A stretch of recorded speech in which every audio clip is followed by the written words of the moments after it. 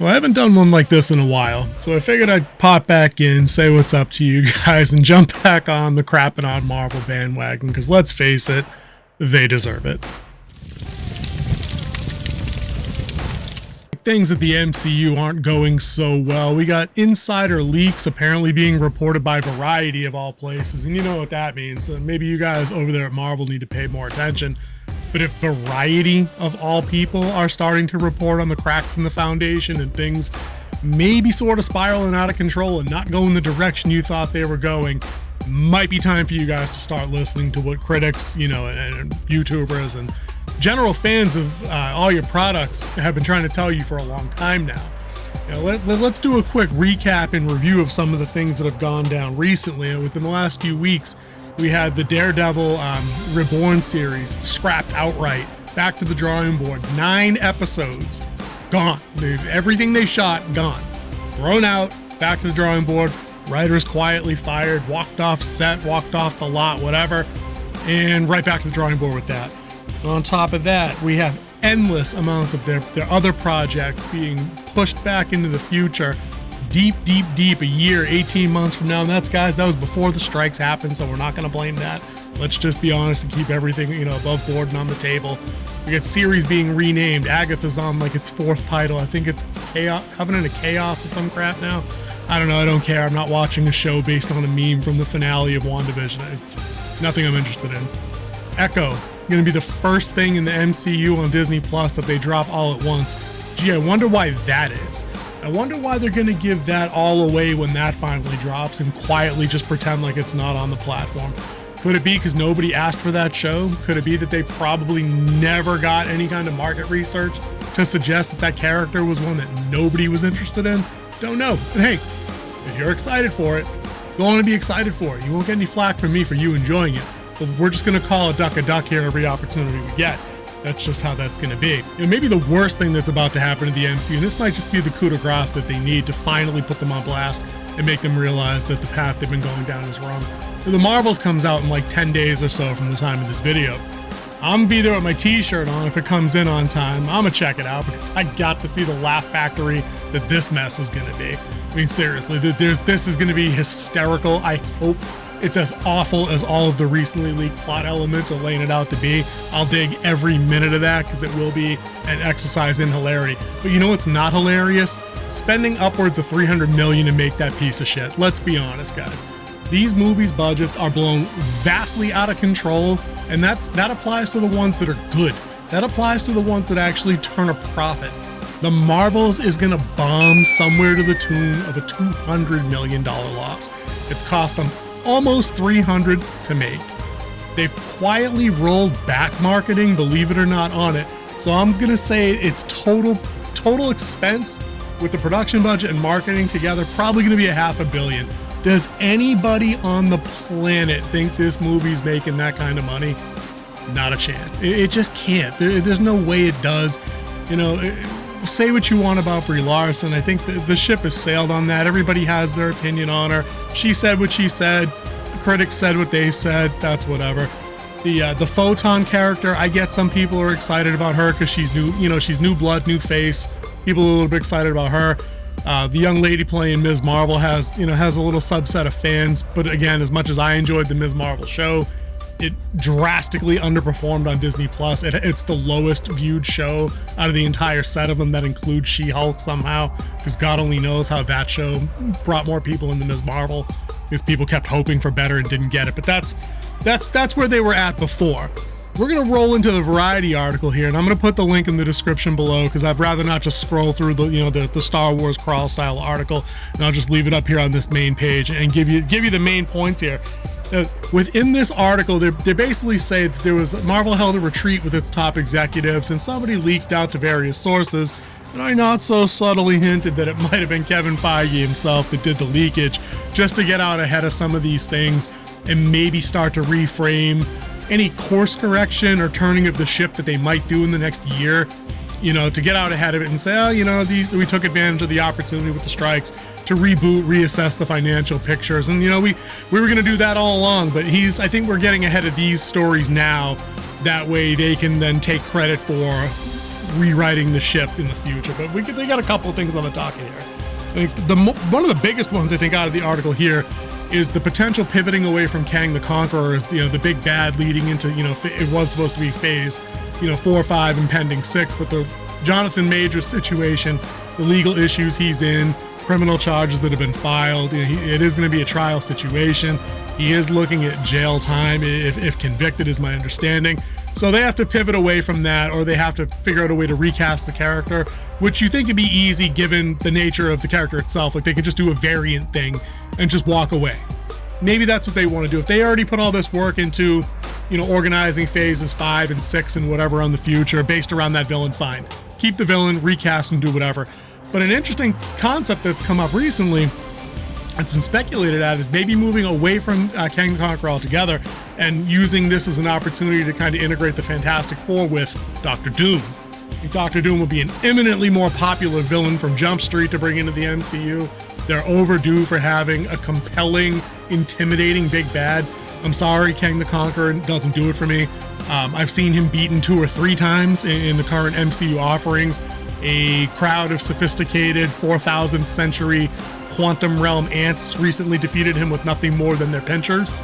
So I don't know, it doesn't reek of Avengers level threat to me, and that's kind of what they should have been building for this entire time. So I'm of the opinion that Jonathan Majors needs his day in court. I don't want to see anybody else, male, female, or anything else in between, get Me Too'd out of a job or be fired ahead of having legal proceedings go through that where you can have the benefit of the doubt of a defense. I think it's some bullshit that when that happens, people just automatically do the clap the hands thing, like, oh, it's been speculated that he did this, he's got to go. I don't like that. So good luck, Jonathan Majors. If you're an innocent man, hopefully it bears out in the system. If it doesn't, to hell with you. You get what you deserve. But I'd like to see him get his day in court. I want to be clear on that point. I wouldn't mind seeing Dr. Doom.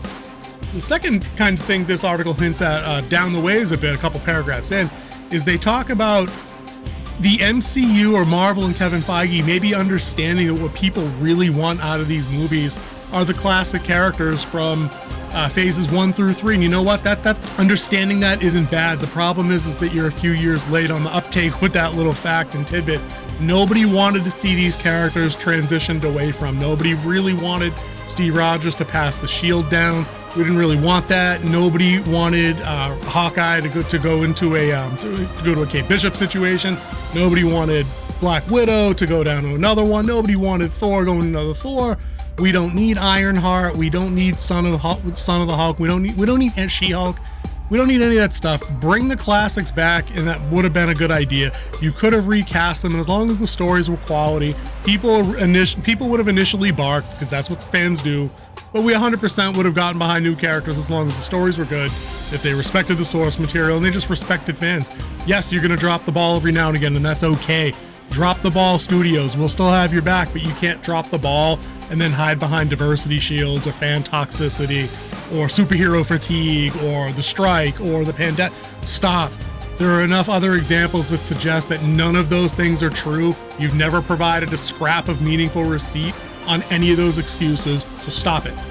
Just do good work, we'll have your back. That's just how fandom works. Get over it. I think the problem with going with the originals at this point is that even if you could get back people like Scarlett Johansson, who have had legal squabbles with the MCU and with the studio system, or guys like RDJ who are, in their 60s and approaching 70 really soon, they might not be in superhero shape. They might not be willing to do these kind of roles anymore.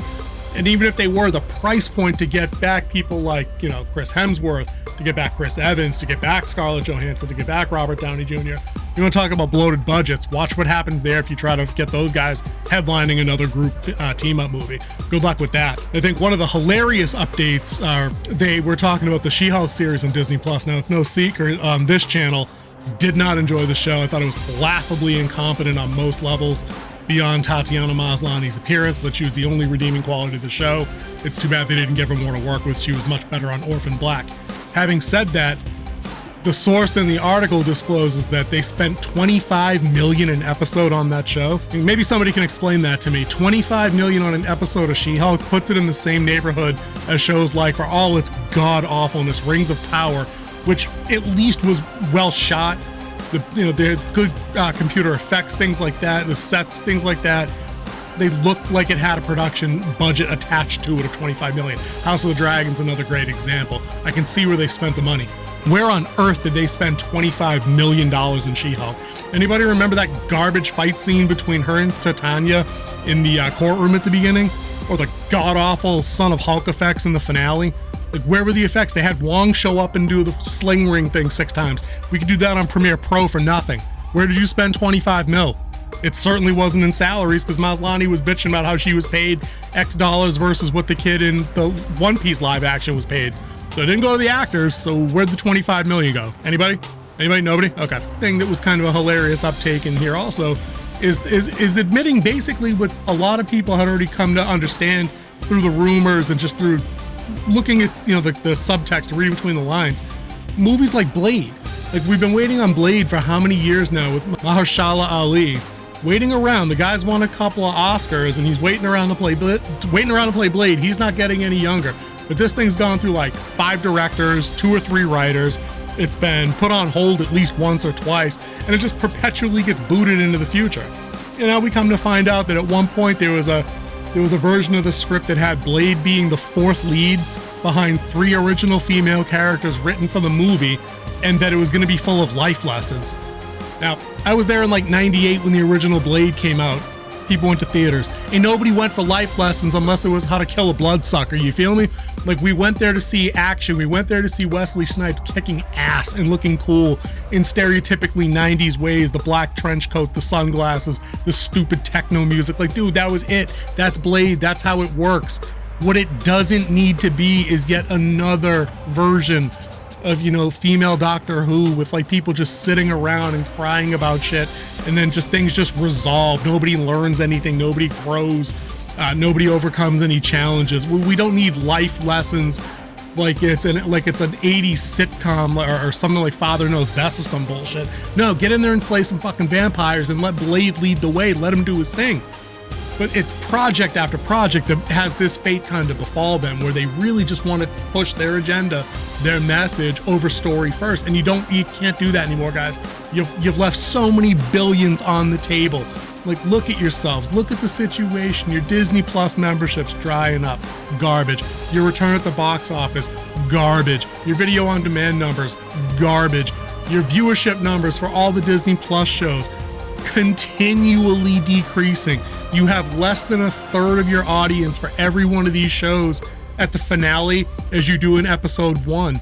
Every one of them has been on a down streak of viewership since Loki, with the exception of She-Hulk at the end, which had a modest uptick. And you absolutely cratered with Miss Marvel. Nobody's watching these shows. You guys been to Walmart or Target or any other not big box, or being like department store recently, whatever's in your area?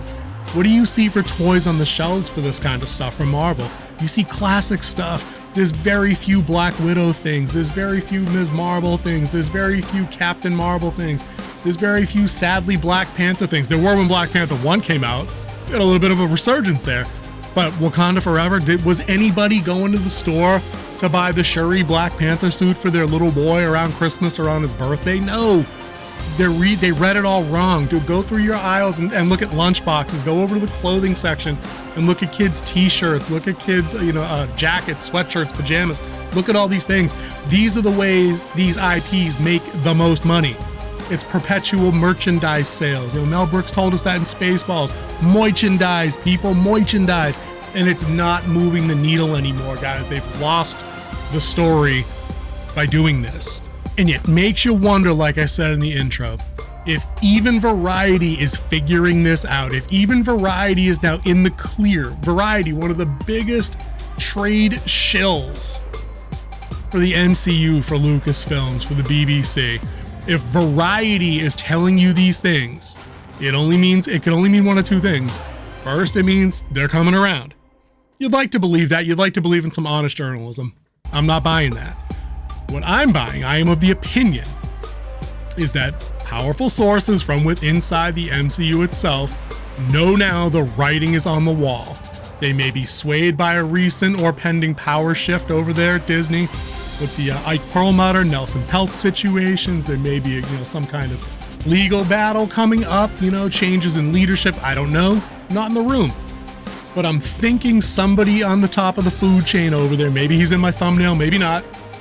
Maybe he decided to put the word out ahead of time that such and such and such discussions were happening, and maybe he can mitigate whatever damage to his own personal reputation and stake in the company by getting out ahead of that and just kind of getting these things out there before the final bomb hits. So when the Marvels comes out in the next couple of weeks, I think that's about it. I think they're going to have to actually stick a fork in this situation. I don't see them taking another loss after this.